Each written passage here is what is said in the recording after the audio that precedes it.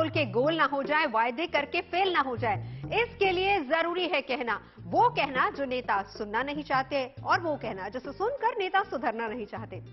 तो हमने उठाया है नेताओं को सुधारने का बीड़ा।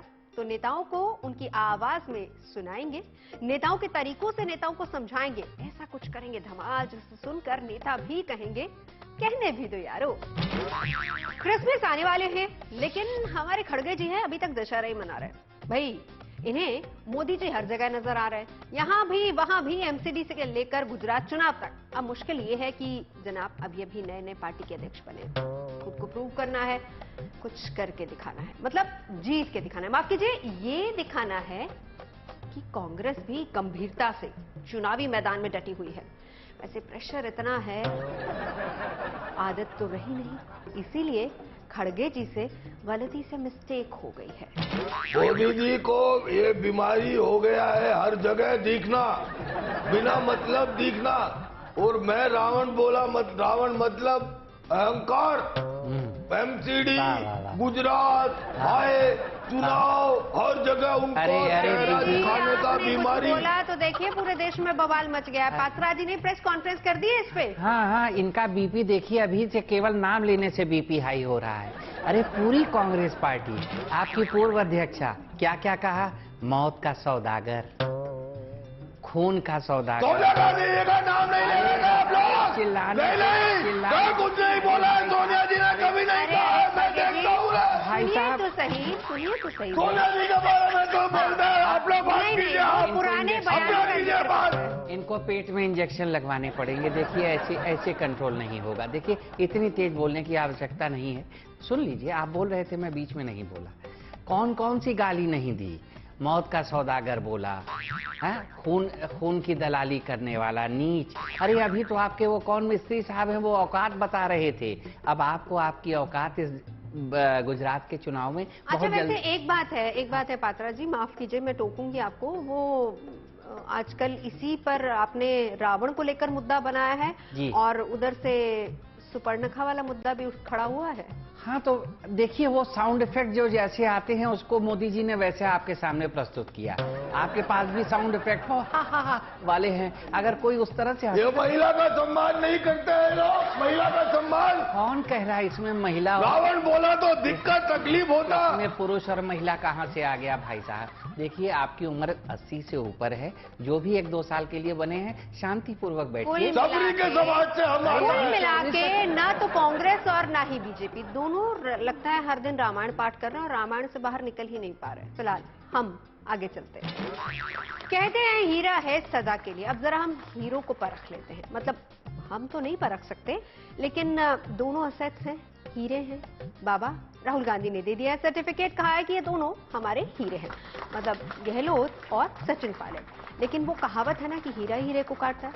सो दोनों कांग्रेस पार्टी के असेट्स पहले एक दूसरे की और अब पार्टी की काट रहे हैं। नहीं, देखिए ऐसी बात नहीं है। एक्चुअली दिक्कत क्या है, राहुल बाबा अभी बच्चे हैं, उनके मुंह से गलती से निकल गया होगा। हीरा जो जितना पुराना होता है हीरा, वो उतना ही ज्यादा कॉस्टली होता है, उतना ही ज्यादा कीमती होता है। तो ये आप अपनी कीमत लगवा रहे हैं फिर? नहीं तो मेरी कीमत तो है, हम तो पुराने हीरे हैं पार्टी के हम पुराने हीरे हैं। आजकल के ये जो एडी आ गए हैं, वो अमेरिकन डायमंड, ये अपने आप को हीरा बना के पेश करना चाह रहे हैं, ये थोड़ी वो होता है। देखिए नवजोत जी, हमारे गहलोत साहब काफ़ी बड़े हीरे हैं और मैं भी हीरा हूँ। हम दोनों हीरो भी हैं। सचिन तेंदुलकर भी अपने ज़माने में हीरो थे, सम्राट अशोक भी, तो अशोक भी हीरो है और सचिन भी हीरो है। लेकिन कहते हैं कि हीरा सदा के लिए होता है, लेकिन कुछ हीरे कुर्सी के लिए होते हैं। और मैं इसमें कुर्सी कहाँ से आ गई? इसमें कुर्सी कहाँ से आ गई? मैं हीरा हूँ और आप दोनों अपने आप को हीरा बोलेंगे तो हीरे को परखने के लिए मोदी जी को बुलाना पड़ेगा। मुख्यमंत्री कौन है? सीनियर कौन है? नीरव मोदी को, मीडिया वाले बिना मोदी की बात नहीं करते। मैं हीरा भी हूँ और अपने यूथ का हीरो। हाँ, ये देखिए, ये मैं भी कहना चाहूँगा, इस देश में मोदी के बिना कोई काम ही नहीं होता। अब मोदी को बीच में क्यों ला रहे हैं? अरे मैं तो नीरव मोदी की बात कर रही थी ना। नवजोत जी आप दोनों का नाम, नवजोत जी आप दोनों का नाम आप नीरव मोदी के हमको एक्सपोर्ट करिए। नवजोत जी नाम देखिए, मेरा नाम है पायलट, इसमें आखिर में लेट है, इनका है गहलोत, इनके में लोट है। तो ये लेट और लोट की लड़ाई है और जनता असली जोहरी है वही बताएगी कि असली हीरा कौन। चुनावों में एक और खास बात होती है, भगवान के दर पर मत्था टेक कर दूसरे भगवान को खुश करने की कोशिश चलती रहती है। दूसरे भगवान मतलब कि जनता। नेताओं को लगता है कि जनता के दिल का रास्ता मंदिर से ही होकर गुजरता है, इसीलिए चुनावी मौसम है तो आशीर्वाद की बरसात की ख्वाहिश लेकर नेताओं की लिस्ट लंबी हो जाती है, पहुंच जाते हैं मंदिरों में। वैसे हमें तो लगता है कि कुछ दिन बाद ना मंदिरों की कतार में भी नेताओं की वेटिंग लिस्ट बनने लगेगी। चल पदयात्री मंदिर में मेरा वोट तेरा होप दोनों साथ ना हो पाएंगे। देखिए नवजोत जी, मैं जब मंदिर जाता हूँ ये लोग टेंशन में आते हैं, ये लोग डर जाते हैं कि अब ये गया है भगवान के पास और ये इनके पाप बताएगा, इन लोगों के पाप बताएगा, चुगली करके आएगा। मैं जाता हूं तो इनको दिक्कत होती है। मैं तो हिंदू हूं, जनेऊधारी हिंदू हूं, लेकिन ये लोग हिंदुत्ववादी हैं। अच्छा ठीक है राहुल जी, हमारे साथ सुधांशु जी दिक्कत क्या है? आपके नेता भी तो मंदिर जाते हैं। देखिए अब गुजरात में चुनाव है, सोमनाथ से लेकर सारे मठों तक सारे मंत्री आपके जा रहे हैं, बड़े बड़े लीडर्स जा रहे हैं। जी, मैं आपकी बात बड़ी करता हूं। मैं आपकी बात बड़ी करता हूं और बड़ी कर रहा हूं। पहली बात, यही कांग्रेस पार्टी है जिसने कि राम के होने पे ही जो है सवालिया उंगलियां उठाई थी, याद है?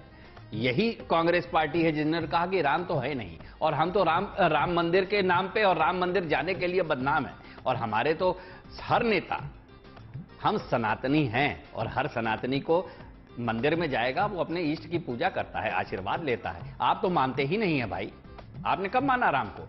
अब राम को मानने लगे। और एक चीज आप देख लीजिए नवजोत जी, जब चुनाव होता है तब एक तो जनेऊ और फिर उनका एक तो वो नया गोत्र निकल आता है। यहाँ तो भाई और बहन दोनों का एक ही गोत्र है, दत्तात्रेय, और माता का भी एक ही गोत्र है। हमारे सनातन में पिता के गोत्र से चलता है। लेकिन भाई साहब, आप जो हैं अब जैसा इटली में होता है। देखिए देश का युवा इनको समझता है, इनकी बातों में आने वाला नहीं है। डरो मत, इनसे डरो मत, मैं खड़ा हूं, ईश्वर हमारे साथ है, इनसे डरो मत। ईश्वर आपके साथ है, राम हमारे साथ है, बस इतना ही फर्क है। बिल्कुल, जब राम राम की बात होती है, जब कोई आपको राम राम कहे तो समझ लीजिएगा कि चुनाव आ गए। और यही सत्य है, राम ही सत्य है। अगर किसी पार्टी का राम नाम सत्य हो रहा है तो उसके लिए मैं कुछ नहीं कह सकता। खत्म भैया, खत्म। हाँ, समाप्त। कांग्रेस आजकल ना वायदों का सेंसेक्स काफी हाई है। भाई इलेक्शन है ना, और इलेक्शन में नेताओं को जनता के वो सारे वायदे नजर आने लग जाते हैं जो 5 साल तक नजर ही नहीं आते हैं। सारी पार्टियों के कैंडिडेट्स अपनी अपनी सहूलियत के हिसाब से वायदे कर देती है। कोई झुग्गी को मकान बनाने की बात कह रहा है तो कोई मुफ्त वाला उजियारा लेकर आ रहा है। जगमगाने का एक्सपीरियंस है वही सबको। तो बीजेपी वाले ये कह रहे हैं कि झुग्गी झोंपड़ी वालों को हम मकान दे देंगे।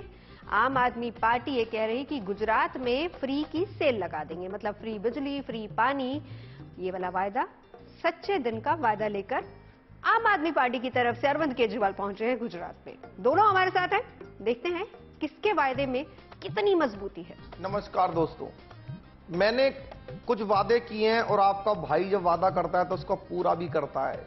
लेकिन ये बीजेपी वाले आपको गलत फहमियों का शिकार बना देते हैं। मैं बताऊं, कुछ भी मुफ्त में नहीं होता, धरती पे कुछ भी मुफ्त में नहीं है।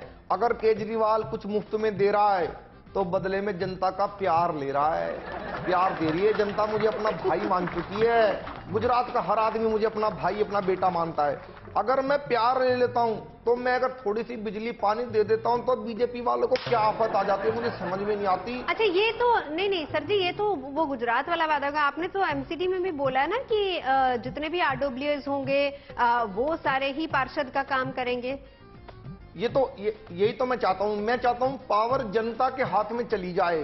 मेरा पार्षद खाली एक अथॉरिटी हो जाए सरकारी, बाकी तो सब आरडब्ल्यूएस हैं, जितने भी कॉलोनीज वाले हैं उन सबको पावर देना चाहता हूं। पर सर जी ये गेम इतना आसान नहीं है आपके लिए, इतना आसान नहीं। बीजेपी भी सामने है। हाँ, जब पावर रहेगी तभी न पावर देंगे। अब तो इनकी पावर जाने वाली है एमसीडी में भी और गुजरात में। देखिए यहाँ पे सही कह रहे हैं आप, फ्री में कुछ नहीं बटता है और इसके लिए आप पैसा कहाँ से लाएंगे? वही फिर कहेंगे हाय मोदी जी लूट लिया। मुझे तो दिल्ली से कुछ मिल ही नहीं रहा है। 3400 फ्लैट बना के मोदी जी ने दिया है। आपकी इतने 8 साल से सरकार है, कितने फ्लैट बना के दिए भाई साहब? हैं मोहल्ला।